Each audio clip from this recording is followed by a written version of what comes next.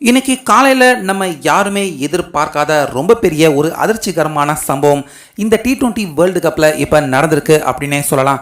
அந்த வகையில் வேர்ல்டு கப்பை பொறுத்த வரைக்கும் நம்ம இந்தியாவின் பரம எதிரியாக தொடர்ந்து இருக்கிற ஆஸ்திரேலியா அணி அவங்கள மேட்சின் கடைசி ஓவர் வரைக்கும் உயிரை கொடுத்து போராடி இது வரைக்கும் ஆப்கான் இப்படி விளையாண்டு பார்த்ததே இல்லை அப்படின்னு நம்ம எல்லாருமே ஆச்சரியப்படக்கூடிய ஒரு பர்ஃபார்மன்ஸை நம்ம கண் முன்னாடி நிறுத்தி இந்த மேட்ச்சில் ஆஸ்திரேலியா அணியை இப்போ ஆப்கானிஸ்தான் அணி வீழ்த்தி அவங்கள இந்த T20 வேர்ல்டு கப்பை விட்டு தற்போது வெளியேற்றிருக்காங்க.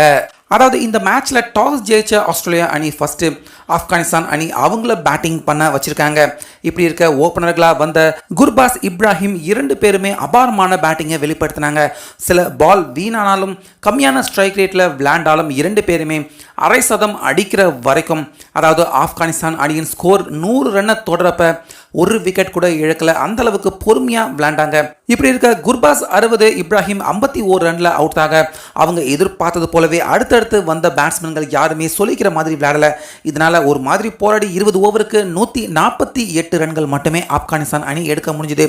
T20 ஆட்டத்தை பொறுத்த வரைக்கும் 149 ரன் சேசிங் எல்லாம் ஆஸ்திரேலியா அணிக்கு ரொம்ப சர்வ சாதாரணமான விஷயம். இப்படி இருக்க ரொம்ப அசால்ட்டாக இந்த ரன்னை எடுத்துடலாம் அப்படின்னு வந்த ஆஸ்திரேலியா அணிக்கு 3வது பந்திலேயே டிராவிஸ் ஹெட் கிளீன் போல்டு ஆனார்.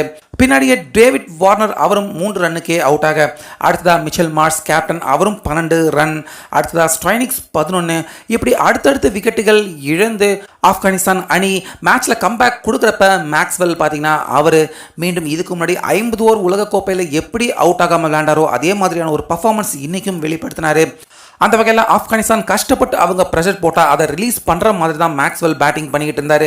இப்படி இருக்க ஒரு வழியாக கஷ்டப்பட்டு அவரையும் 59 ரன்னுக்கு அவுட் ஆக, அடுத்ததாக வந்த Tim David 2, Matthew Wade 5, Pat Cummins 3, Agar 2, இப்படி அடுத்தடுத்துன்னு கடைசி ஓவர் வரைக்கும் ஆஸ்திரேலியா போராடினாங்க. ஆனாலுமே அவங்கள ரன் எடுக்க விடாமல் வீழ்த்தி 21 ரன் வித்தியாசத்தில் இன்னைக்கு ஆப்கானிஸ்தான் அணி ஆஸ்திரேலியா அணியை T20 வேர்ல்டு கப் இந்த நம்ம இந்தியா இருக்கிற சுற்றுல அவங்கள வீழ்த்தி ஆஸ்திரேலியா செமிஃபைனல்ஸ்க்கு உள்ள அவங்க வர முடியாத ஒரு சூழ்நிலையை இப்போ ஆப்கானிஸ்தான் அணி ஏற்படுத்தியிருக்காங்க.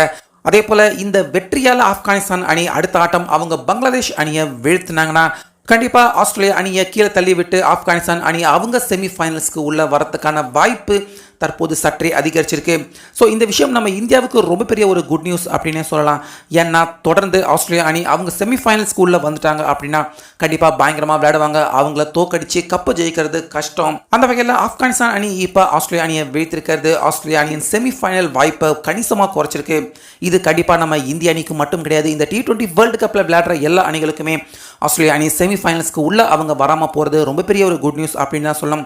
அந்த வகையில் நம்ம இந்திய அணி வேர்ல்டு கப் எதிரியாக கருதப்படுற ஆஸ்திரேலியா அணியை இன்னைக்கு ஆப்கானிஸ்தான் அணி வைத்திருக்கிறது ஒட்டுமொத்த நம்ம இந்திய கிரிக்கெட் ரசிகர்களுக்கு இது ஒரு மகிழ்ச்சியான தருணம் அப்படின்னு தான் சொல்லணும்.